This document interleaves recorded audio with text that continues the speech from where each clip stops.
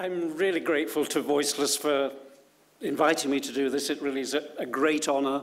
Voiceless has a very fine reputation, not just here in Australia, but internationally. And I'm just waiting for the...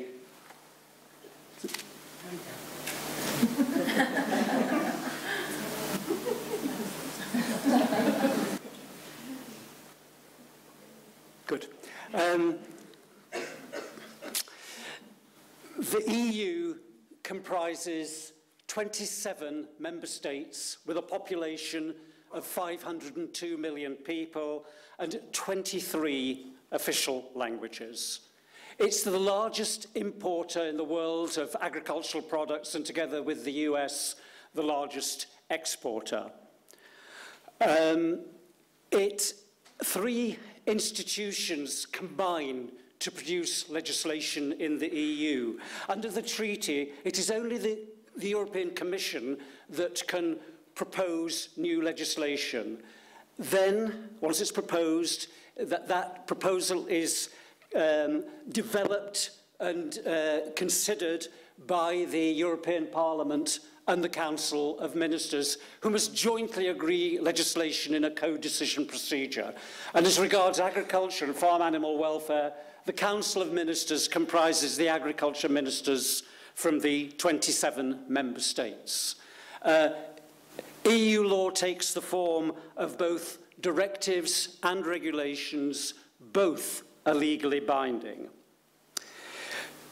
EU legislation in this field is underpinned by the EU treaty, which recognises animals as sentient beings. In 1991, we delivered a petition with over 1 million signatures to the European Parliament, calling for animals to be given a new status as sentient beings. Initially, a declaration with this recognition was annexed to the Treaty of Rome, the EU's founding treaty. But though welcome, it was non-binding. So we continued to lobby, and a few years later, a legally binding protocol was annexed to the treaty. And then finally, a full article was inserted into the body of the treaty. And what this says is that in formulating and implementing the Union's policies on agriculture, fisheries, transport and research, the Union and the member states shall, as animals a sentient being, pay full regard to the welfare requirements of animals. And that is a core treaty obligation. I want us now just to look at what the EU has done about battery cages.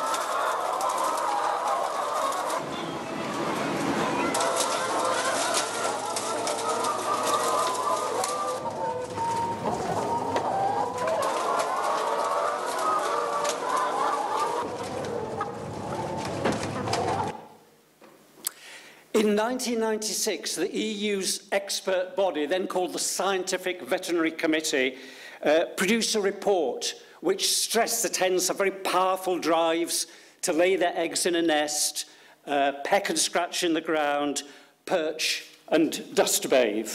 None of these natural behaviours is possible in battery cages. And so the report concluded that because of its small size and its barrenness, that the battery cage as used at present has inherent severe disadvantages for the welfare of hens. On the basis of this report, the Commission proposed a directive to give hens a bit more space in the cages. We lobbied the Parliament and the Council, saying that if the EU wanted to make good its claim to base its policies on the scientific evidence, it should ban battery cages, not just make them a bit bigger. We also pointed out to industry's own data that showed a free-range egg costs just 2p more to produce than a battery egg. That's about 3 Australian cents. In other words, consumers could change to non-cage eggs for just a few pence each per week, provided that supermarkets charged no more extra than was needed to cover the additional costs of producing these eggs.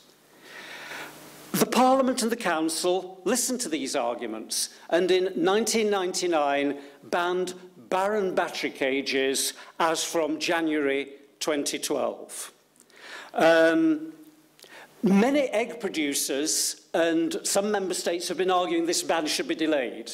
But the Parliament, the Council, the Commission have all said, no, there's no justification for postponement. The ban must come into force as scheduled in January 2012. It is heartening to see government holding firm in the face of intense pressure.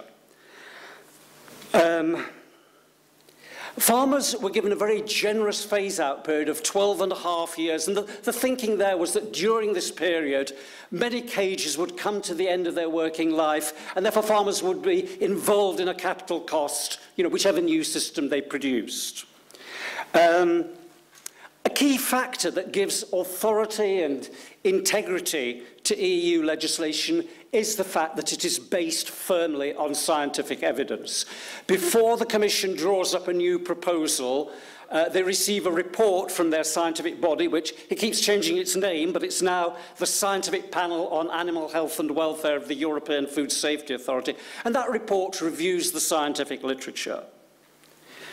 So from 2012, there'll only be 3 systems lawful in the EU: free range, barn, and regrettably, enriched cages. I'm afraid nothing is perfect in this life. These cages provide just a little bit of extra space compared with a barren cage.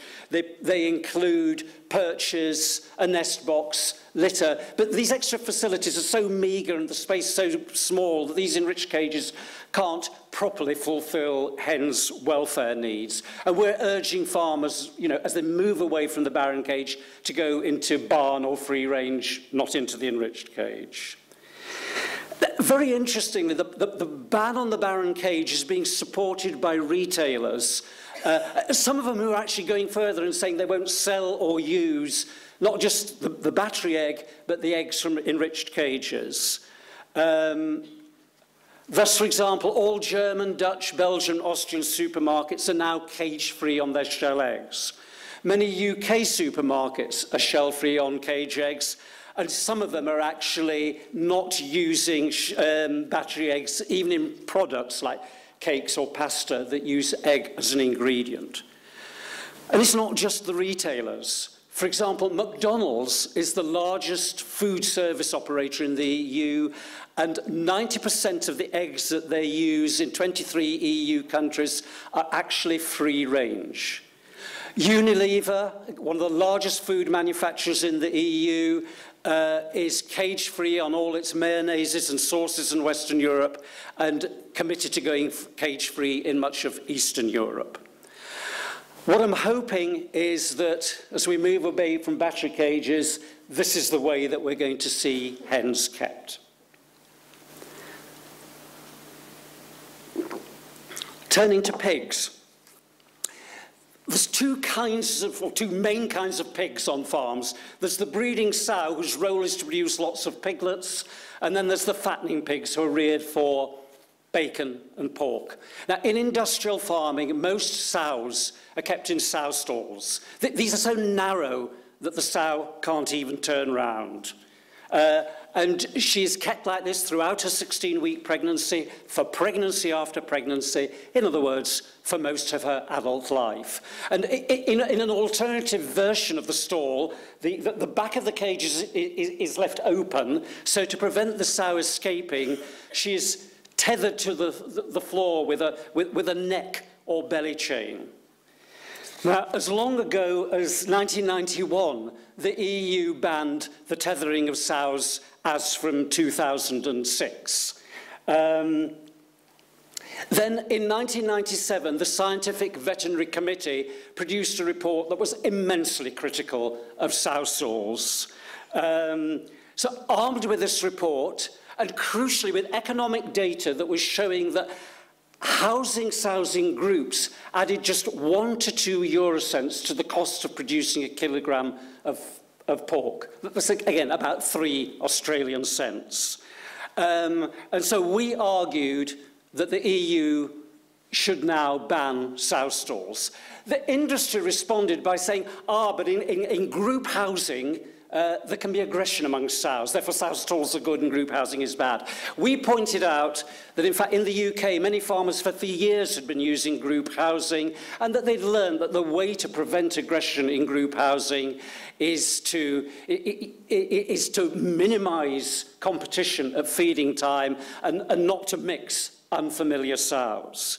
Now, we've learned from experience in the EU that politicians will only agree a major reform if they're convinced, firstly, that it is based on sound science, secondly, that it is not going to lead to significantly increased costs, and thirdly, that it's viable, that it's not going to cause more problems than it solves. And in this case, happily, the politicians were convinced, and in 1999, sow stalls were banned, the ban coming into force in 2013. Regretfully, under the directive, even after 2013, farmers will still be allowed to use stalls in the first 4 of the 16 weeks of pregnancy. A new scientific report in 2007 from the European Food Safety Authority showed that this is very damaging to sow welfare, that these first 4 weeks it's going to severely restrict the sow's movement, it will cause stress. The lack of exercise will lead to impaired bone and muscle strength and reduced cardiovascular fitness. And I would say that in the UK and Sweden, which long ago banned sow stalls, they are banned throughout the pregnancies. There's no first 4 weeks exception. The way I'd like to see sows kept is outdoors, or if they're indoors in pens with a deep bed of straw. And in the UK, already 40% of our sows are kept free range. I want to now look at the fattening pigs. They are kept in very overcrowded, barren units, usually on bare concrete or fully slatted floors with no straw or any other bedding. Absolutely classical factory farming.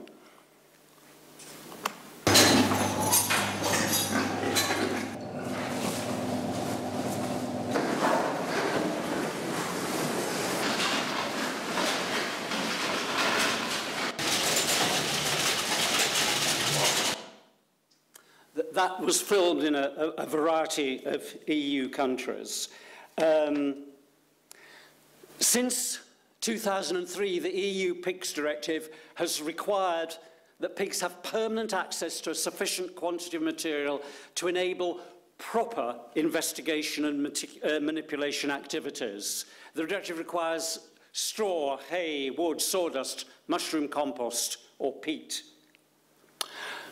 Scientific research shows that in natural conditions, pigs are very active. They spend 75% of their day in activity, rooting, foraging, exploring. None of these activities are possible for factory farm pigs. So, bored and frustrated, they turn to the only other thing in their pens, which is the tail of other pigs, and they begin to chew and then bite those tails. Farmers prevent tail biting by slicing off, docking part of the tail, but the science shows that the correct way to prevent tail biting is not to dock the tail, but to keep the pigs in good conditions. And recognising it, the EU has now banned routine tail docking. What the law says is quite interesting. It says farmers first have to try and prevent tail biting by improving what it refers to as inadequate conditions. Only once farmers have tried to do that and still having a biting problem can they tail dock. Now, what the science shows us is that the key factors behind tail biting are lack of straw and a barren environment. So any farmer who's not providing straw or something similarly effective cannot lawfully tail dock. Sadly, many EU pig farmers ignore the laws on enrichment and tail docking. We are working hard. I spend a huge amount of my time trying to get these crucial laws properly enforced, because if they were properly complied with, then it wouldn't be possible to keep pigs in barren factory farms.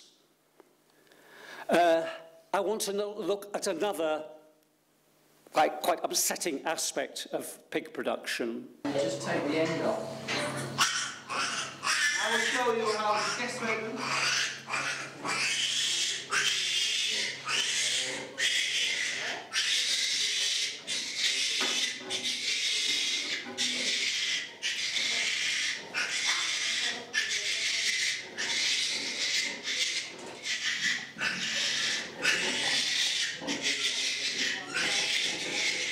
So he likes it also.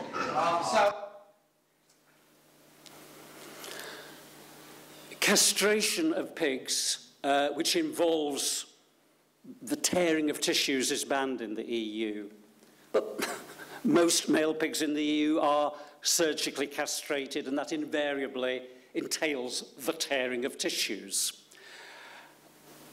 In an attempt to get better enforcement, the European Commission recently brought together key stakeholders, and in quite an interesting interplay between law and voluntary action, a number of major pig farmers and other stakeholders have agreed the 2011 European Declaration on Alternatives to Surgical Castration of Pigs. They've agreed from the beginning of 2012 that when castration is carried out, it's going to be carried out with prolonged analgesia and/or anaesthesia, and they've agreed that it will be that surgical castration will be abandoned altogether in 2018. In the veal crate system, calves are kept in a kind of wooden-sided box so narrow that they can't even turn round. Now, Peter Roberts, who founded Compassion in World Farming and was himself a farmer, actually in the 80s brought a private prosecution against a UK veal crate farm, which ironically was being run by monks. The case was lost, but it caused such public outcry in the UK that the government actually banned veal crates from 1990. In the early 90s, the UK was exporting 500,000 calves every year to veal crates on the continent, even though the system was illegal in the UK. It was also exporting 2 million sheep a year for slaughter abroad. The British public was very opposed to live exports, particularly the calf exports. But the government said, look, we can't ban this trade because of the EU's free trade rules. We brought judicial review proceedings against the government, arguing that they'd misadvised themselves as to the law, and that case went all the way to the European Court. It was lost, but again, huge public awareness, this time Europe-wide. At the same time, the Scientific Veterinary Committee, who's done so much good work, produced a report that was immensely critical of veal crates, and in 1997, the EU banned veal crates as from 2007. I want to look now at the broilers, the chickens that are reared for meat.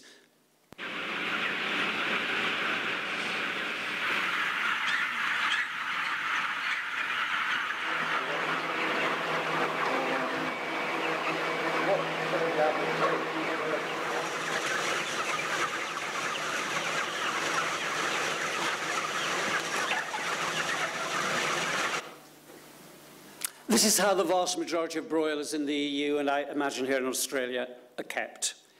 The Broilers Directive that came into force in 2010 is really disappointing. It permits broilers to be stocked at 39 kilograms of chicken per square metre. Given that chickens weigh about 2 kilograms at slaughter, this means it permits 19 chickens to be kept in 1 square metre. That represents really severe overcrowding. But it is a start. The EU has quite a good track record of improving its legislation over time. For example, the 1991 Pigs Directive just banned the tethering of sows. The 2001 directive went further and banned sow stalls. I want to look at the use of antibiotics. They're being used in industrial farming as growth promoters, as prophylactics to prevent disease, and therapeutically. Industrially farmed animals, regularly, antibiotics are being added to their feed and water to suppress the diseases that you know, otherwise will be inevitable when you keep large numbers of animals crammed into overcrowded conditions. But it's been well established for many years now that this overuse of antibiotics in industrial farming is leading to the development of resistance to antibiotics, not just those used in farming, but to related antibiotics being used to treat serious human disease. Alert to this danger, in 2006, the EU banned the use of antibiotics as growth promoters. But it's become clear since then that there's still a vast use of antibiotics as prophylactics to prevent disease.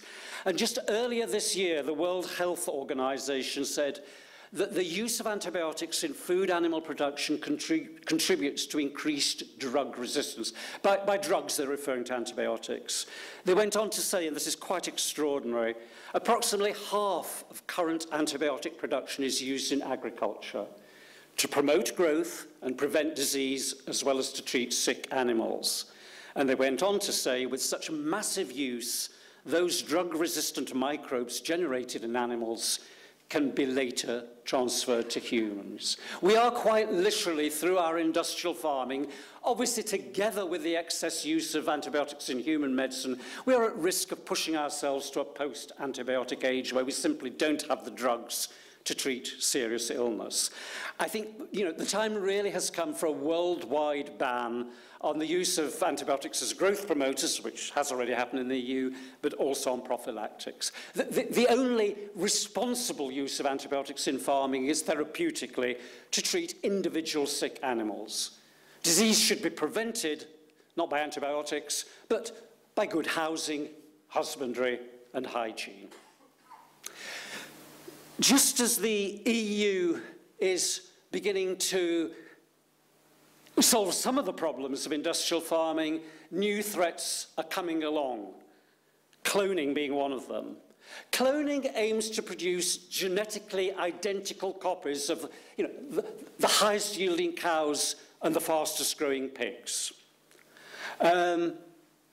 Most clones die in pregnancy, and many die in the early stages of life from cardiovascular failure, respiratory difficulties, defective immune systems.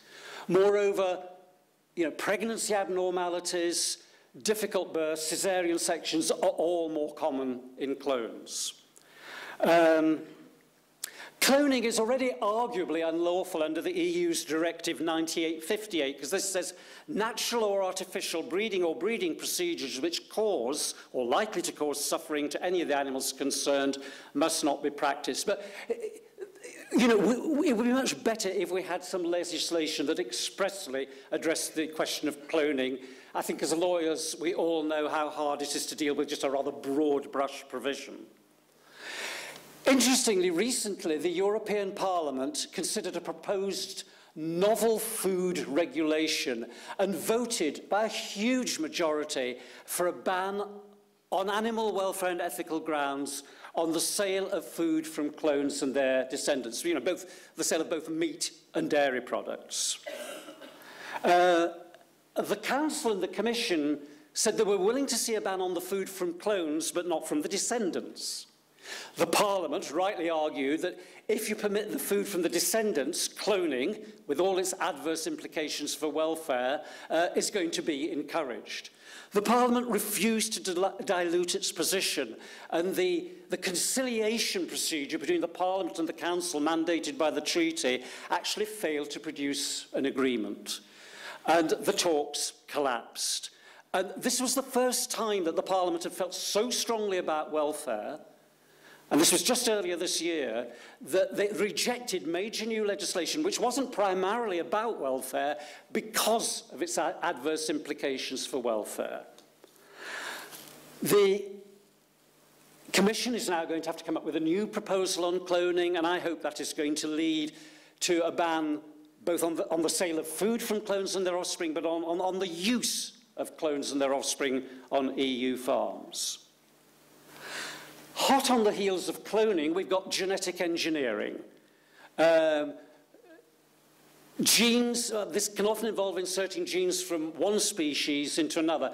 For example, human growth genes have been inserted into pigs to get faster growth from the pigs. All too often, genetic engineering involves massive suffering. I believe the time has come in Europe, but I would suggest worldwide, for cloning and genetic engineering of animals to be banned. The EU has actually something of a track record here. Back in '99, they banned the use of BST, bovine somatotropin, which is the genetically engineered version of the dairy cow's own growth hormone. And it's injected into cows to boost milk yields, even though milk yields are already so high that many dairy cows are suffering from a range of serious health problems.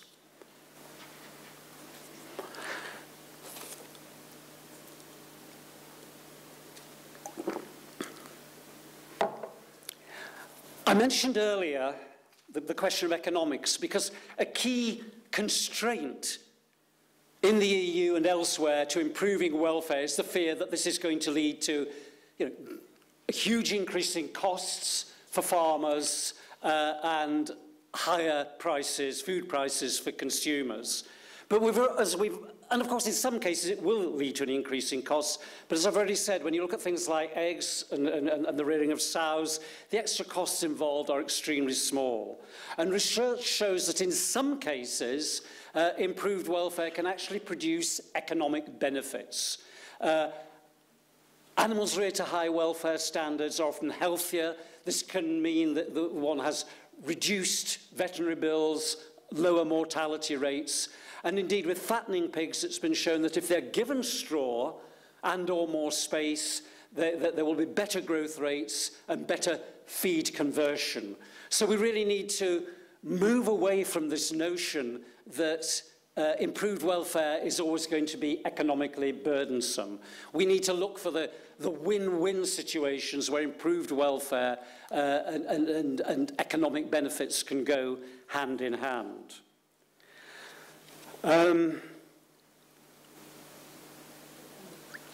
Another major constraint is fear of the rules of the World Trade Organization.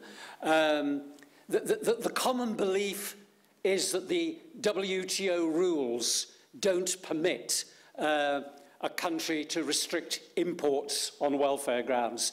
So the fear is that if the EU improves its welfare, its farmers will be vulnerable to lower welfare and hence cheaper imports. That was the concern that led to the Broilers Directive being weak and to the pressure to delay the ban on battery cages, though happily that pressure has been unsuccessful.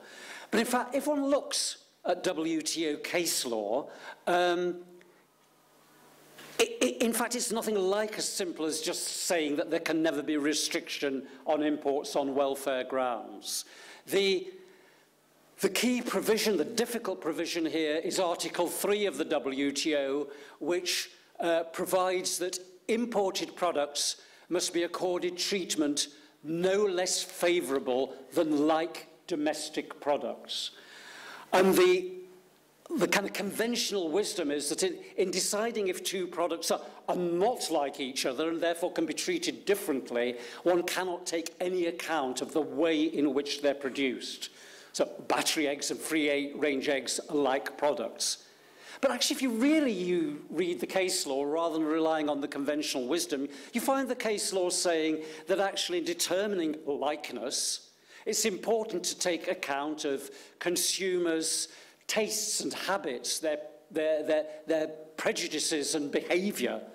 And it may well be that if consumers regard two products as being different because of the way in which they're produced, the WTO will not regard them as like products. And if that's the case, it means that the inhumanely produced product can be treated less favourably than the humane version of the product.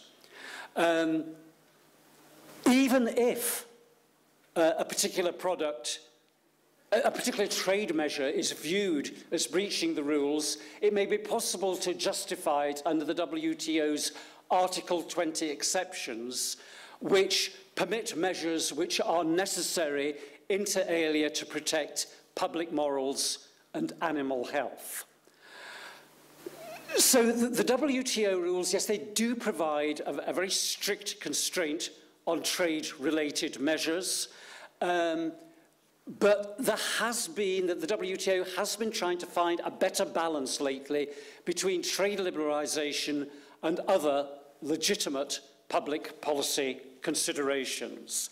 And indeed, the EU has recognised this. Its new slaughter regulation, agreed just 2 years ago, provides that imported meat must come from animals that have been slaughtered to welfare standards at least equivalent to its own.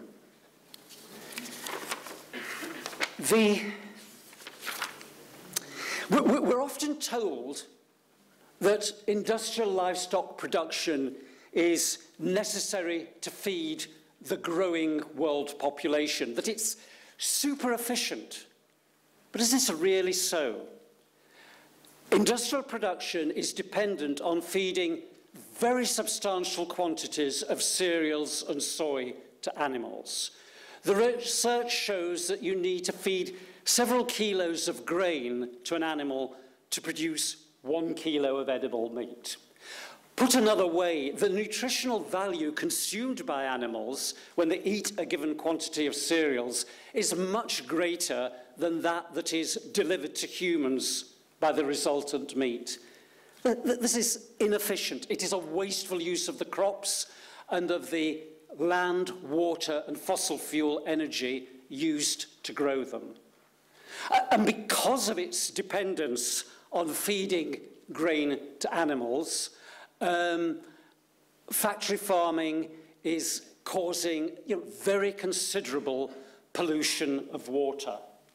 Sorry, excuse me.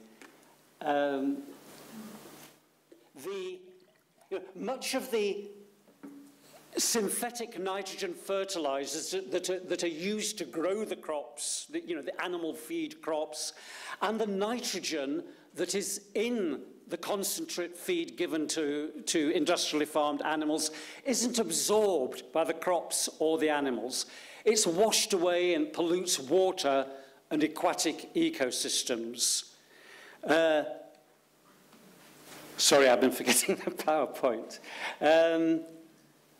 A new UN report published just 2 weeks ago said that industrial livestock production is probably the largest sector-specific source of water pollution, and that meant worldwide. This need to produce crops to feed animals has led to a huge intensification of crop production. That in turn is leading to soil degradation and loss of biodiversity.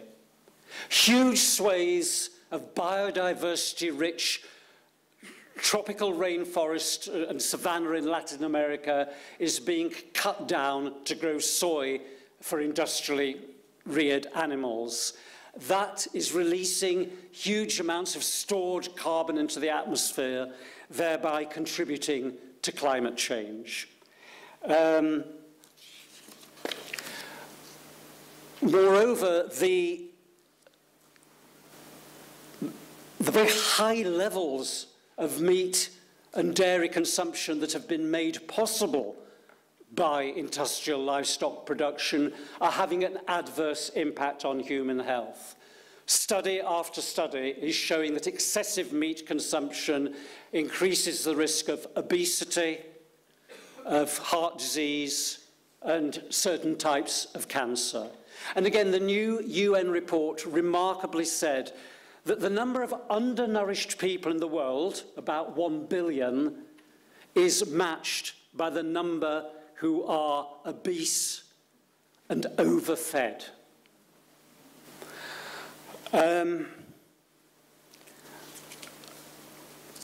These adverse impacts of industrial production are often referred to as by economists as negative externalities. They represent a market failure because the costs are borne by third parties or society as a whole, not by the farmers who are producing the meat, nor are they reflected in the price paid by consumers. Increasingly, bodies such as the World Bank and the UN Food and Agriculture Organization are saying we have to find mechanisms to internalize these externalities into the costs of producing meat and dairy, and therefore into the price paid by consumers. In conclusion, legislation clearly has a pivotal role to play in improving the welfare of farm animals. We need, as lawyers, to work closely with researchers who provide the scientific rationale for improved legislation, and with the economists as we try to get a better understanding of how, in some cases, improved welfare can be economically beneficial, and a better understanding of how the adverse impact of factory farming on the environment, biodiversity, and human health, and its wasteful use of crops, water, land, and energy, does entail very real economic costs. Thank you very much. Thank you.